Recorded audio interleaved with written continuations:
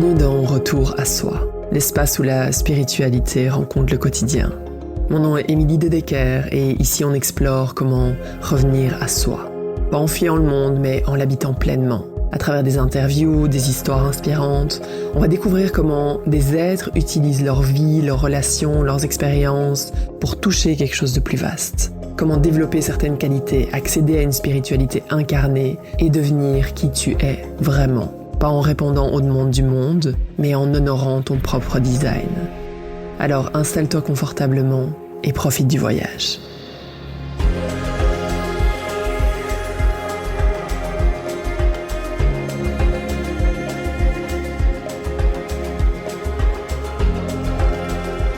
Salut à toi et bienvenue dans ce nouvel épisode de podcast. Aujourd'hui, on va aborder un thème qui a été une grande prise de conscience pour moi en début d'année parce que j'ai écouté un livre audio à ce sujet, j'avais déjà souvent entendu parler de ça et je me reconnaissais pas dedans. Et donc j'ai envie d'aller parler des peurs qu'il peut y avoir à travers cette thématique, sur cette thématique et aller voir comment ça peut vraiment venir changer ta vie parce qu'en fait je me suis rendu compte que c'était exactement le travail que je faisais. Et ce terme n'est autre que le dark féminine, donc le féminin sombre. Et les femmes que j'accompagne généralement sont dans cette période de transition vraiment inconfortable, de savoir qu'elles sont plus vraiment qui elles étaient, mais elles savent pas encore vraiment où elles veulent aller. Il y a comme un monde qui s'est ouvert à elles et là elles disent ok, qu'est-ce que je fais? C'est vraiment un espace qui est flou, qui est inconfortable. Et si c'est ton cas, je pense que cet épisode va vraiment, vraiment te plaire. D'accord? Donc, la première chose que j'aimerais vraiment aborder avant de plonger dans c'est quoi vraiment le dark féminine, le féminin sombre, comment est-ce qu'on peut vraiment aller comprendre ce terme-là. Je voudrais d'abord parler peut-être des peurs qu'il y a autour de ça. Mais avant, je t'invite à mettre cet épisode sur pause et à écrire dans les commentaires, avant d'écouter la définition, pour toi, c'est quoi le féminin sombre? J'aimerais vraiment lire vos commentaires, voir si jamais vous aviez les mêmes croyances que moi, ou si pour vous c'est super clair. Donc, prends un moment pour faire ça, de temps d'une grande respiration, et puis on plonge, d'accord? On plonge dans les craintes qu'il peut y avoir autour de ce terme. La première crainte, c'est, pour moi en tout cas, c'est que c'était vraiment un truc de sorcière, d'accord? C'est un truc de sorcière, puis personnellement, j'ai du mal avec certains termes spirituels qu'on entend tout le temps, le féminin sacré, le dark féminine, j'étais comme, ok. Moi, j'aime beaucoup la spiritualité incarnée, à la fois très flyée, mais aussi très terre-à-terre. Pour moi, les deux sont vraiment très importants.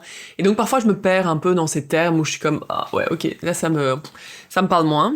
Et donc, j'avais cette croyance que c'était le dark féminine, c'était vraiment un truc de sorcière, d'accord? C'était presque dangereux énergétiquement, qu'on éventuellement on joue avec des forces sombres, avec vraiment le surnaturel. Et donc j'étais comme, ok, non, ça c'est pas moi. La deuxième peur qu'il pourrait y avoir autour de ce terme-là, c'est ça va me rendre agressive ou ça va vraiment activer un côté destructeur à l'intérieur de moi. Et ça, c'est vraiment un truc qui est vraiment important parce que moi, dans mon propre parcours, ce que j'ai pu ressentir en commençant le travail, en allant de plus en plus en profondeur, c'est qu'il y a vraiment énormément de colère, parfois même de rage, qui se trouve au fond de notre être. Et il y en a pour qui ça ressort très vite à la surface, comme moi, par exemple. J'ai pu vraiment faire ressortir tout ça. Et je dirais qu'il y en a encore, clairement, et c'est de la colère qui nous appartient pas souvent, c'est des choses transgénérationnelles, et il peut y avoir une peur par rapport à ça. Je me rends compte que certaines femmes avec qui je travaille ont jamais été en contact avec leur colère parce qu'en fait, c'est tellement mal vu. D'accord? S'il y a bien une chose qu'on nous dit de ne pas être, c'est d'être en colère, de rentrer dans ces états. Même les enfants, on voit quand ils commencent à faire une crise ou une colère, ou ce qu'on appelle ici, je pense à 4 ans, la crise du bacon qu'ils peuvent faire. Non, ça c'est absolument pas acceptable. Mais sauf que ça fait partie de l'expérience humaine. Et donc, moi, une peur qu'il pouvait y avoir, c'est par rapport au dark féminine, c'est vraiment cette peur d'agressivité, et surtout, moi, c'était j'ai senti rapidement qu'il y avait un feu et une énergie incroyable à l'intérieur de moi. Et je veux juste te dire qu'elle est à l'intérieur de chacune d'entre nous. Il y a vraiment un feu et une énergie énorme. Et plus tu commences à libérer des choses, plus ce feu commence à s'exprimer. Et pour moi, il y avait une peur qui allait avec ça de « Ok, je vais devenir tellement intense, je vais devenir tellement incontrôlable. C'est vraiment comme un feu de forêt. Est-ce que ça pourrait blesser les autres? Est-ce que je vais détruire toute ma vie ?» Moi, c'était clairement une peur qu'il y avait aussi avec ça.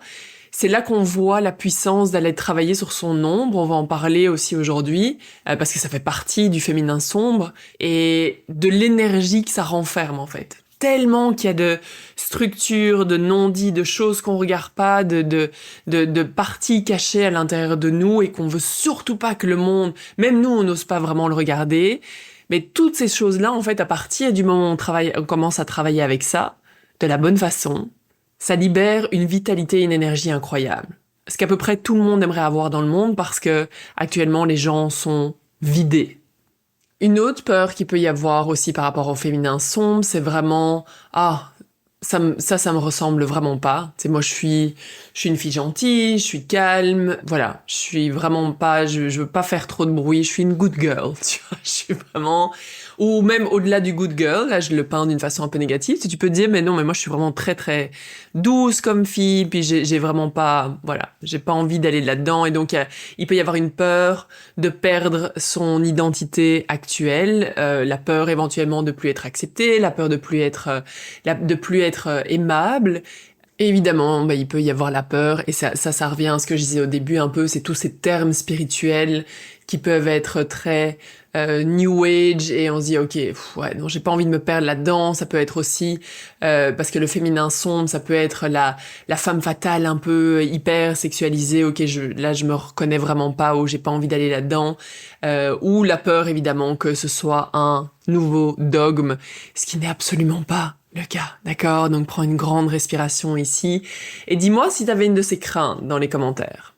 Et donc ce féminin sombre, c'est vraiment pas d'être agressive ou violente ou de rejeter le masculin, par exemple. C'est même pas un mouvement féministe du tout. C'est pas de la manipulation, c'est pas de l'hypersexualisation. L'idée est pas de devenir une super badass. Donc ça non plus, c'est pas un terme que j'adore. Je me rends compte qu'il y a quand même beaucoup de termes que j'aime pas, mais voilà, de temps en temps, ça veut quand même bien dire ce que ça veut dire. Ça veut pas dire non plus de rentrer dans des rages incontrôlables, de brûler toute sa vie, de tout changer, de tout quitter. Absolument pas, d'accord? Donc on va vraiment venir clarifier maintenant ce que ça signifie. Donc, si on remonte en arrière vraiment à l'origine où est né, alors pas le terme, parce que c'est pas ce terme-là qui était utilisé, mais d'où est né en fait le concept, ou en tout cas les balbutiements vraiment parce qu'il y a le dark masculine, le dark féminine, c'est vraiment la première racine qu'on peut aller retrouver, c'est vraiment Carl Jung qui a fait un travail énorme sur la notion de l'ombre, et il pose vraiment cette idée fondatrice que tout psyché humain contient des parts refoulées, rejetées et qui n'ont pas été reconnues. Et parfois c'est incroyablement enfui au plus profond de nous. Et donc par exemple pour les femmes dans la société patriarcale, ce qui a pu être réprimé très très fort, c'est la colère, le désir, la sexualité, l'envie de pouvoir, l'envie de réussite chez les femmes. C'est vraiment quelque chose qui encore aujourd'hui peut être très très mal vu. Et aussi cette intuition profonde, donc cette connexion à notre intuition qui était considérée vraiment comme de la sorcellerie. Et donc il a vraiment mis la lumière sur tout ce côté refoulé et subconscient de l'être humain qui devient en fait sombre. Et c'est pas sombre parce que c'est mauvais. C'est ça qui est vraiment important à comprendre. C'est juste parce que c'est inconscient. C'est juste qu'une partie de nous, à un moment donné, a cru que c'était pas acceptable. Au niveau familial, au niveau culturel, au niveau de nos amis, en fait. Et l'idée est vraiment d'aller réintégrer ce qui a été exilé du féminin.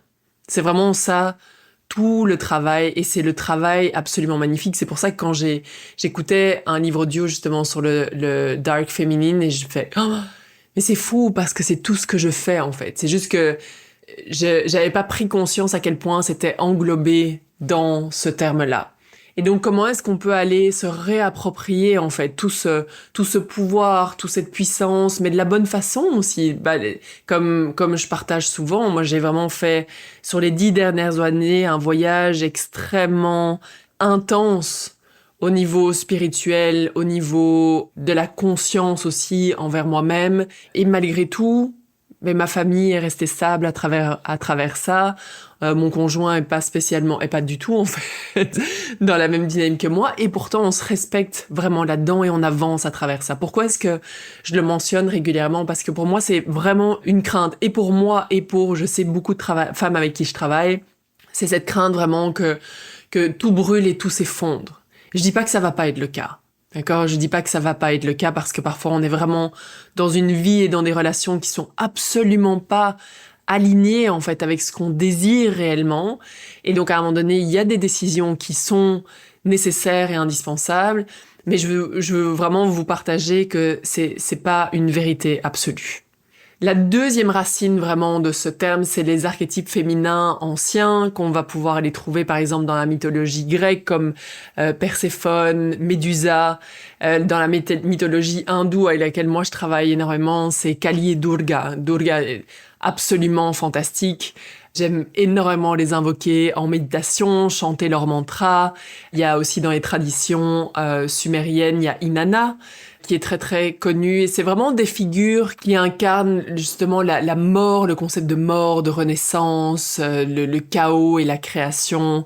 Et que c'est pas l'un ou l'autre, tout peut vraiment cohabiter ensemble, et pourtant on veut seulement parler de la renaissance, on veut seulement parler de la création. C'est aussi le concept d'une destruction fertile en fait. Comment est-ce qu'on peut détruire des choses? Et j'ai l'impression, moi, sur les 10 dernières années, j'ai détruit énormément de choses pour pouvoir laisser la place au renouveau. Et donc c'est vraiment ça, ce concept aussi de féminin sombre, c'est de s'autoriser à aller dans les morts, dans le vide, dans le chaos. Et arrêter de croire que ça veut dire que notre vie fonctionne pas, qu'il y a quelque chose qui fonctionne pas, que on n'est pas au bon endroit. C'est pas vrai du tout, du tout, du tout. Et une des troisièmes sources vraiment du dark féminine, c'est en tantrisme. Donc en Inde, dans le tantra, il y a Shakti. Shakti qu'on travaille, donc c'est vraiment l'énergie créatrice, l'énergie Kundalini, qui est chaotique, qui est vivante, qui a besoin du masculin aussi pour être structuré. Donc ce féminin, ce masculin, cette danse. Et le masculin sans le féminin serait vraiment très vide en fait, amorphe. Il y a la structure, mais il y a rien d'autre, il y a pas de vie. Donc c'est pas une énergie qui est douce, Shakti, et on peut apprendre de cette énergie-là qu'elle détruit vraiment pour créer. Donc à quel point, pose-toi la question dans ta vie aujourd'hui, à quel point est-ce que t'as peur de mettre fin à certaines choses parce que tu t'accroches et tu veux que les choses restent identiques. Sauf que c'est pas la vie. La vie est faite pour changer, se transformer, avancer, accueillir le nouveau. Et plus tu vas le faire en conscience avec des pratiques, par exemple comme la méditation, le yoga Kundalini, plus tu vas savoir vraiment ce qui est aligné et ce qui ne l'est plus. Ça devient une évidence absolue. D'ailleurs, je vais en parler. Je vais parler du Dharma dans le prochain épisode de podcast. Je suis pas mal certaine que tu vas adorer ça. Et donc, Shakti, c'est vraiment cette connexion au féminin qui est sauvage, qui est parfois peu contrôlable ou pas contrôlable et qui est profondément créatif. Et donc, pour commencer à travailler vraiment avec ce concept-là de féminin sombre, c'est vraiment de jouer avec la capacité à rester dans l'inconnu. Et donc, juste quand je te dis ça, qu'est-ce que ça crée en toi? Donc, vraiment, rester dans l'inconnu. Il y en a que ça va exciter, moi ça m'excite, parce que je sais que c'est le berceau des possibilités infinies. Et il y en a d'autres que ça stresse, vraiment. Ça crée de l'anxiété. Non, surtout pas l'inconnu, il faut que je gère tout de A à Z. Imagine juste 2 secondes la tension, et tu dois le savoir d'ailleurs, la tension que ça crée sur ton corps Peut-être que tu le sais pas, peut-être que tu penses que la tension vient d'ailleurs, mais je peux t'assurer que si tu veux contrôler ta vie de A à Z, il y a de fortes chances pour qu'il y ait énormément de tension dans ton corps.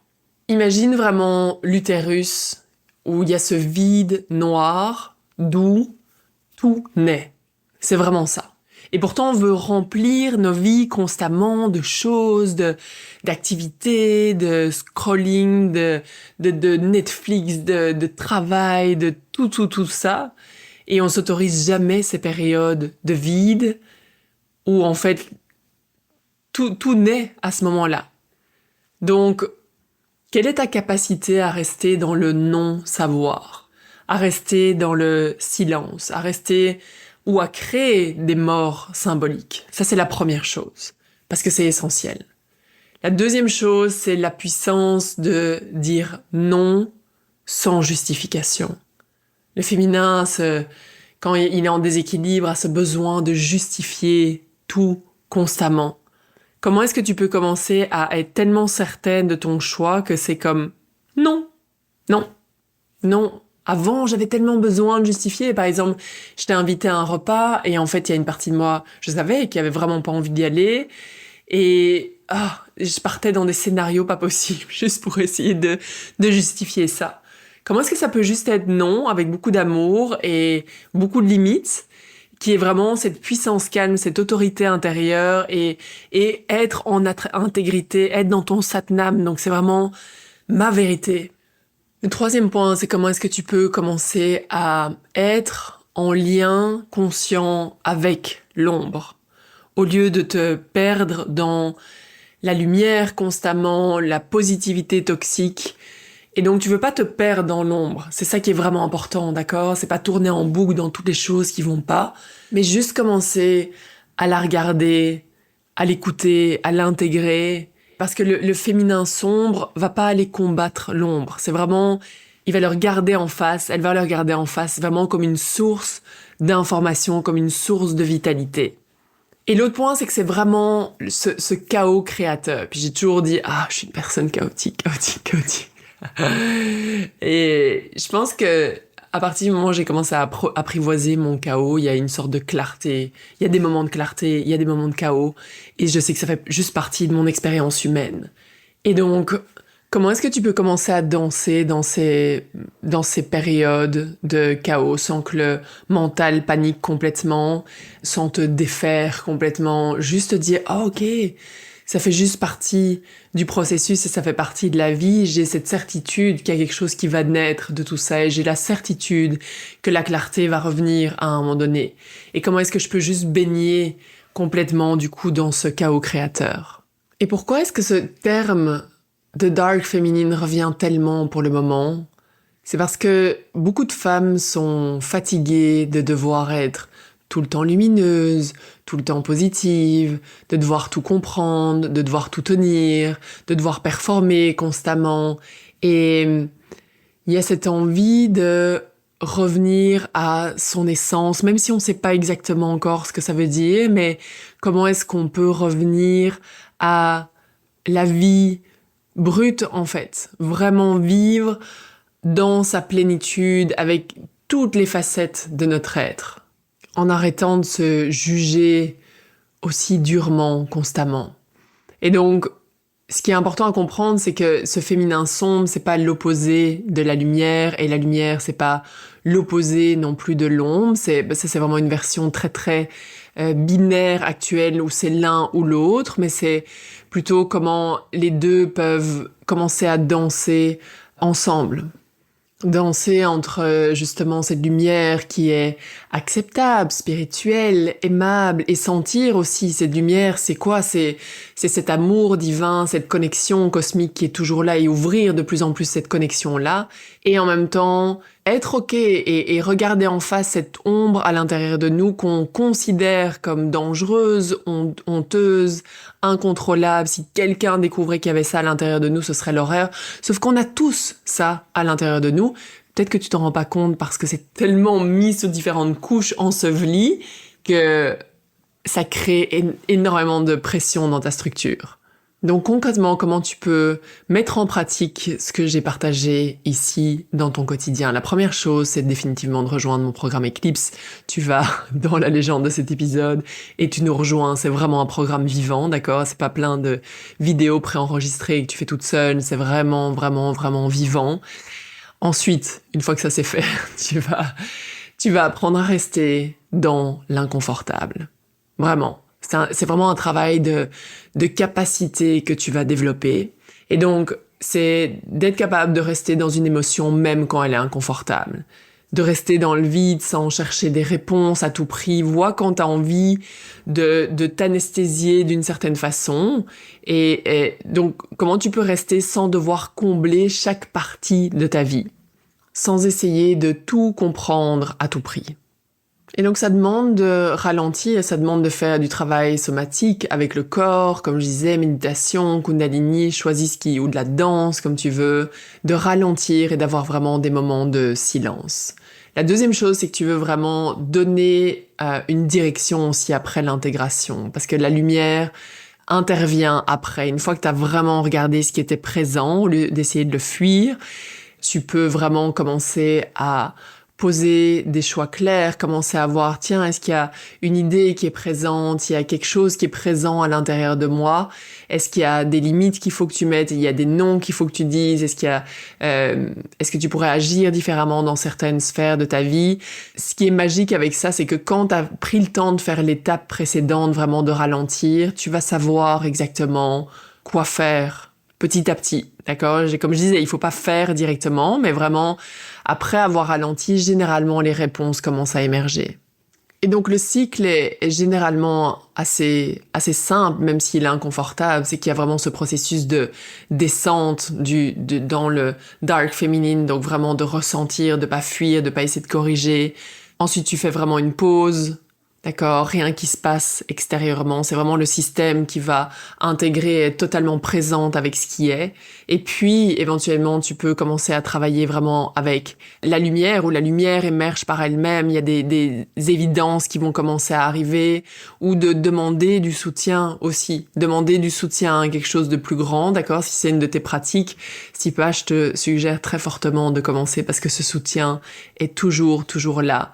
Et après seulement, tu peux commencer à faire des actions alignées, simples, claires, et parfois inconfortables, parce que comme je disais, ça va parfois impliquer des noms et des changements, et des limites.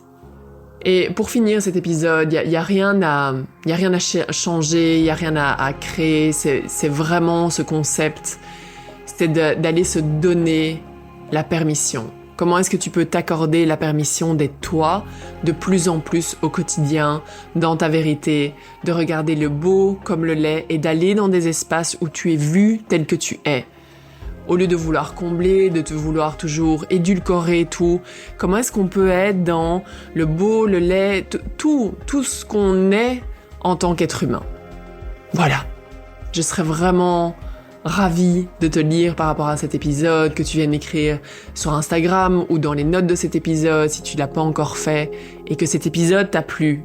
Partage-le autour de toi. Partage-le dans tes stories, où tu veux, d'accord? Partage-le autour de toi, que ça arrive dans plein d'oreilles, donne-lui 5 étoiles et on se retrouve pour le prochain épisode sur la thématique du Dharma Satnam.